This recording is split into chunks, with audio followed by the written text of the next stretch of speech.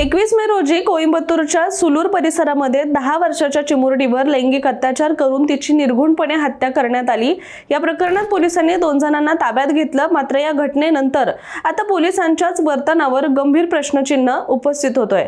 याचं कारण असं की या प्रकरणावर पत्रकार परिषद घेत असताना तमिळनाडू पोलिसांचे वरिष्ठ अधिकारी पोलीस महानिरीक्षक आर.व्ही. रम्या भारती, DIG पी समीनाथन आणि SP पवनकुमार रेड्डी हे संवेदनशील माहिती देताना सुद्धा हसताना दिसल्याचा व्हिडिओ सध्या सोशल मीडियावर प्रचंड व्हायरल झालाय। त्यानंतर या व्हिडिओवर देशभरातून संताप व्यक्त होत असतानाच काहींकडून हा व्हिडिओ AIच्या मदतीने बनावट तयार करण्यात आल्याचा दावा देखील करण्यात आलाय। मात्र त्यानंतर आणखी एक व्हिडिओ समोर आलाय ज्यामध्ये आर.व्ही. रम्या भारती या ANIशी बोलताना देखील हसताना दिसत होत्या आणि त्यावेळी सुद्धा विषय याच चिमुकलीवर झालेल्या अत्याचाराचा होता। त्यामुळे आता नेटकऱ्यांकडून एकच सवाल विचारला जातोय, जर पहिला व्हिडिओ फेक होता तर हा दुसरा व्हिडिओ सुद्धा AI आहे का? आणि इतक्या गंभीर प्रकरणामध्ये वरिष्ठ अधिकारी मुळात हसत का होते?